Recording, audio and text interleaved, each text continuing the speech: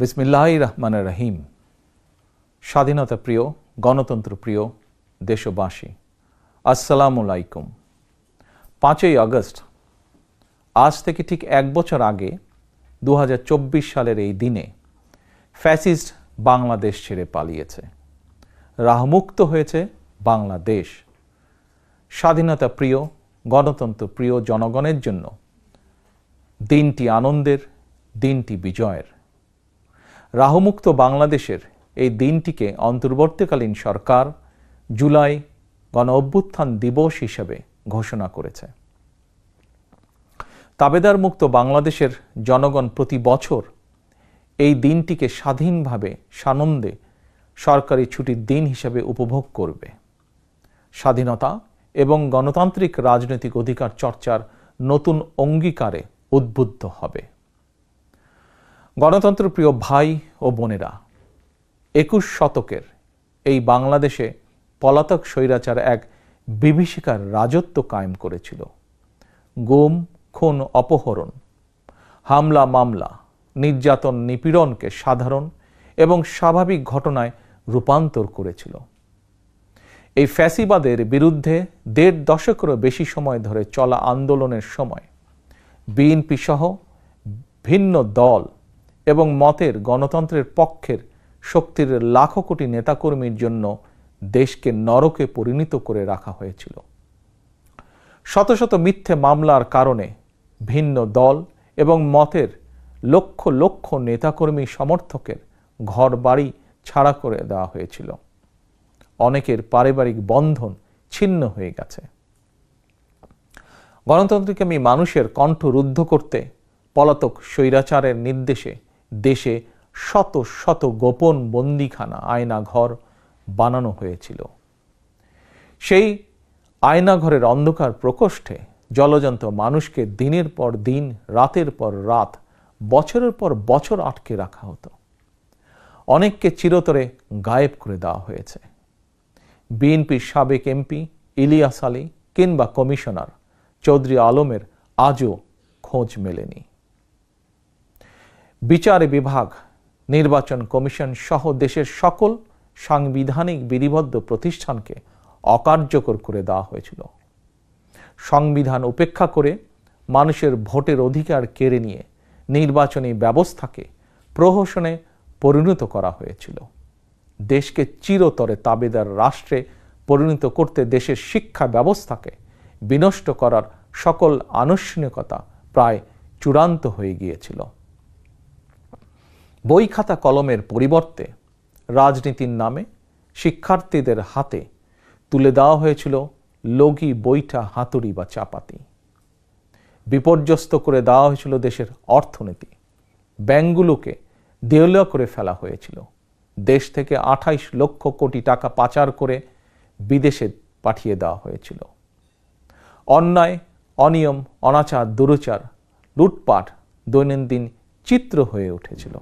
দেশে প্রতিষ্ঠিত করা হয়েছিল ব্যক্তিতন্ত্র। তবে শেষ রক্ষা হয়নি দেশের সকল শ্রেণী পেশার মানুষ, ছাত্র জনতা, কৃষক, শ্রমিক, রিক্সা চালক, মুঠে মজুর, গার্মেন্টস কর্মী, হোটেল রেস্তোরাঁ কর্মী, পরিবহন শ্রমিক, সাংবাদিক, বুদ্ধিজীবী, সংস্কৃতি কর্মী, গৃহবধূ, নারী, শিশু, এমনকি আমাদের মায়েরা সকলেই ঐক্যবদ্ধ হয়ে জুলাই আগস্টের গণ অভ্যুত্থানে রাজপথে নেমে এসেছিলেন। গণ অভ্যুত্থান দমনে হেলিকপ্টার থেকে গুলি করেও মানুষ হত্যা করা হয়েছিল। এমনকি কোলের শিশুটি পর্যন্ত রক্ষা পায়নি। শহীদ আবু সাইদ, ওয়াসিম, মুগ্ধ, আমাদের এইসব সাহসী সন্তানদের বুকে গুলি করে হত্যা করা হয়েছে। শুধুমাত্র 2024 সালের জুলাই আগস্টের গণ অভ্যুত্থানে 1,500-এরও বেশি মানুষ শহীদ হয়েছেন। ছাত্র জনতা, কৃষক, শ্রমিক, নারী, শিশু, বৃদ্ধ, সাংবাদিক, শ্রমজীবী, পেশাজীবী, ফ্যাসিস্টের গুলির নিশানা থেকে কাউকেই রেহাই দেওয়া হয়নি। এই অভ্যুত্থানে আহত হয়েছেন কমপক্ষে 30,000 মানুষ। হাত পা, শরীরের অঙ্গ প্রত্যঙ্গ হারিয়ে আমাদের শত শত সন্তান, শত শত ভাই ও বোনেরা চিরতরে পঙ্গু হয়ে গিয়েছেন, কিংবা চোখ হারিয়ে আজীবনের মতন অন্ধ হয়ে গিয়েছেন বহু মানুষ। এজন্যই আমি বলি, 1971 সাল ছিল স্বাধীনতা অর্জনের যুদ্ধ, আর 2024 সাল ছিল স্বাধীনতা রক্ষার যুদ্ধ। 1971 সালে শহীদ মুক্তিযোদ্ধাদেরকে বাংলাদেশ ভোলেনি। 24-এর গণ অভ্যুত্থানে শহীদদেরকেও বাংলাদেশ ভুলবে না। 71 সাল থেকে আজ পর্যন্ত দেশ এবং জনগণের স্বাধীনতা অর্জন, স্বাধীনতা রক্ষা, স্বৈরাচার এবং ফ্যাসিবাদ বিরোধী আন্দোলন, গণতন্ত্র পুনঃপ্রতিষ্ঠার আন্দোলন, এভাবেই ইতিহাসের প্রতিটি বাঁকে বাঁকে লাখো মানুষ হয়েছেন শহীদ। আজকের এই দিনে আমি আবারও সকল শহীদদের অবদানকে শ্রদ্ধাভরে স্মরণ করছি। আহতদের দ্রুত আরোগ্য লাভের জন্য আল্লাহর দরবারে প্রার্থনা করছি। প্রিয় দেশবাসী, দেশ এবং জনগণের স্বাধীনতা এবং অধিকার প্রতিষ্ঠার জন্য নিজের জীবন বিলিয়ে দিয়ে শহীদগণ আমাদেরকে ঋণী করে গেছেন। এবার শহীদদের প্রতি আমাদের ঋণ পরিশোধের পালা। শহীদ পরিবারের কাছে সমগ্র বাংলাদেশ ঋণী। দেশে জনগণের রাজনৈতিক এবং অর্থনৈতিক ক্ষমতায়ন নিশ্চিত করে সাম্য, মানবিক মর্যাদা, সামাজিক সুবিচার প্রতিষ্ঠার মাধ্যমে একটি ইনসাফ ভিত্তিক গণতান্ত্রিক মানবিক বাংলাদেশ গঠনের মাধ্যমেই আমরা শহীদদের প্রতি ঋণ পরিশোধ করতে পারি।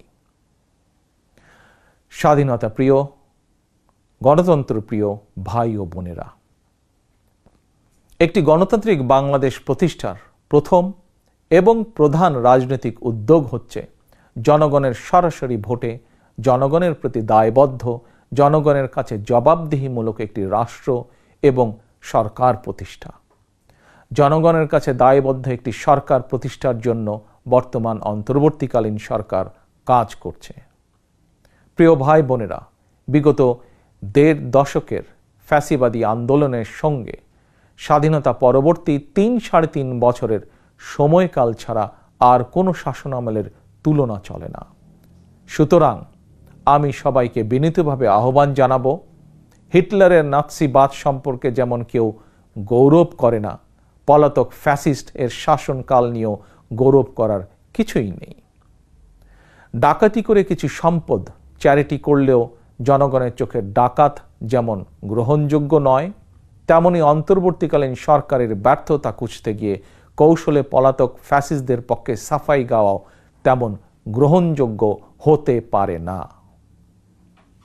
যারা কৌশলে ফ্যাসিবাদী শাসনের সঙ্গে বর্তমান অন্তর্বর্তীকালীন সরকারের তুলনা করতে চান, তাদেরকে স্মরণ করিয়ে দিয়ে বলতে চাই, 5ই আগস্ট বাংলাদেশে যা ঘটেছে এটি শুধু বাংলাদেশ নয়, বিশ্বের ইতিহাসেও মনে হয় নজিরবিহীন। 5ই আগস্ট গণভবন ছেড়ে ফ্যাসিস্ট পালিয়েছে। সংসদ ভবন রেখে তথাকথিত সাংসদ পালিয়েছে। আদালত ছেড়ে প্রধান বিচারপতি পালিয়েছে। বায়তুল মোকাররম ছেড়ে প্রধান খতিব পালিয়েছে। ক্যাবিনেট ছেড়ে মন্ত্রীরা পালিয়েছে। ফ্যাসিস্টের দোসররা গা ঢাকা দিয়েছে। তবে উদ্বেগের বিষয় হচ্ছে, পলাতক এই ফ্যাসিস্টের চক্রের মনে এখনো কোনো অনুতাপ, অনুশোচনা নেই। প্রিয় ভাই ও বোনেরা, হাজারো শহীদের রক্ত স্নাত রাজপথে ফ্যাসিবাদ বিরোধী অভূতপূর্ব জাতীয় ঐক্য গড়ে উঠেছে। বাংলাদেশে আর কখনোই ফ্যাসিবাদ কায়েম হবে না ইনশাআল্লাহ। কাউকে গণতন্ত্র হত্যা করার সুযোগ দেওয়া হবে না। বাংলাদেশকে আর কখনোই তাবেদার রাষ্ট্রে পরিণত করতে দেওয়া হবে না ইনশাআল্লাহ। আমি মনে করি এসব প্রশ্নে জাতীয় ঐক্য বহাল আছে, থাকবে ইনশাআল্লাহ। ফ্যাসিবাদ মুক্ত বাংলাদেশে যার যার দলীয় আদর্শ এবং লক্ষ্য বাস্তবায়নের ক্ষেত্রে রাজনৈতিক দলগুলোর মধ্যে ইস্যুভিত্তিক ভিন্ন মত থাকবে। এটি বিরোধ নয়, বরং ভিন্ন মত। এটি গণতন্ত্রের সৌন্দর্য। তবে ভিন্ন মত কিংবা বিরোধের মাত্রা যেন ফ্যাসিবাদ, উগ্রবাদ, চরমপন্থার উত্থান কিংবা পুনর্বাসনের কারণ না হয়ে দাঁড়ায়, সে ব্যাপারে প্রতিটি রাজনৈতিক দল এবং গণতান্ত্রিকামী জনগণের প্রতি সতর্ক থাকার জন্য বিনীত আহ্বান জানাই। আমি মনে করি প্রতিটি রাজনৈতিক দল যার যার দলীয় কর্মসূচি কিংবা এজেন্ডা নিয়ে জনগণের আদালতে যাবেন। জনগণ কোনটি গ্রহণ করবেন কিংবা কোনটি বর্জন করবেন এটি সম্পূর্ণ জনগণের এখতিয়ার। এভাবেই প্রতিদিনের রাজনৈতিক চর্চার মধ্য দিয়ে রাষ্ট্র জনগণকে শক্তিশালী করে তুলতে হবে।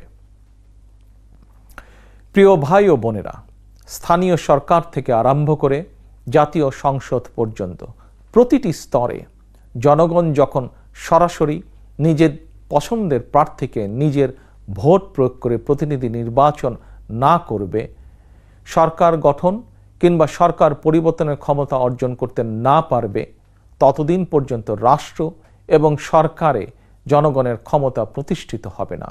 তাই আসুন, রাষ্ট্র, সরকার, শাসন, প্রশাসন পরিচালনায় আর প্রতিদিনের কার্যক্রমে জনগণের গণতান্ত্রিক রাজনৈতিক অধিকার চর্চা প্রয়োগের সুযোগ সৃষ্টির মাধ্যমে আমরা জনগণকে রাজনৈতিকভাবে শক্তিশালী করে গড়ে তুলি। জনগণকে শক্তিশালী করে তুলতে না পারলে শেষ পর্যন্ত কোনো কিছুই শক্তিশালী এবং টেকসই হবে না। প্রিয় দেশবাসী, 2024 সালের 5ই আগস্ট বাংলাদেশের ইতিহাসের ঘৃণ্যতম ফ্যাসিস্ট পালিয়ে যাওয়ার পরপরই বীর জনতার উদ্দেশ্যে দেওয়া এক অভিনন্দন বার্তায় আমি বলেছিলাম, বিজয়ের কাছে পরাজিতরা নিরাপদ থাকলে বিজয়ের আনন্দ মহিমান্বিত হয়। সেটি পুনরায় স্মরণ করিয়ে দিয়ে দেশের গণতান্ত্রিকামী জনগণের প্রতি আমার আহ্বান, কেউ আইন নিজের হাতে তুলে নেবেন না, মব ভায়োলেন্সকে উৎসাহিত করবেন না, নারীর প্রতি সহিংস আচরণ করবেন না, অন্যের স্বাধীনতার প্রতি শ্রদ্ধাশীল থাকুন। একজন মায়ের চোখে বাংলাদেশ যেমন, আমরা তেমন একটি বাংলাদেশ গড়তে চাই যেখানে দল, মত, ধর্ম, বর্ণ নির্বিশেষে বিশ্বাসী, অবিশ্বাসী, সংশয়বাদী প্রতিটি সন্তান, প্রতিটি মানুষ নিরাপদে থাকবে। আজ এবং আগামীর প্রতিটি 5ই আগস্ট হয়ে উঠুক গণতন্ত্র, সুশাসন প্রতিষ্ঠা আর মানবিক মানুষ হয়ে ওঠার অঙ্গীকারের দিন। এই সুমহান অঙ্গীকার বাস্তবায়নের দীর্ঘ যাত্রায় আমি এবং আমার দল বিএনপি দেশের সকল গণতান্ত্রিকামী জনগণের সমর্থন এবং সহযোগিতা আশা করছি। আল্লাহ হাফেজ। বাংলাদেশ জিন্দাবাদ। বাংলাদেশ জাতীয়তাবাদী দল জিন্দাবাদ।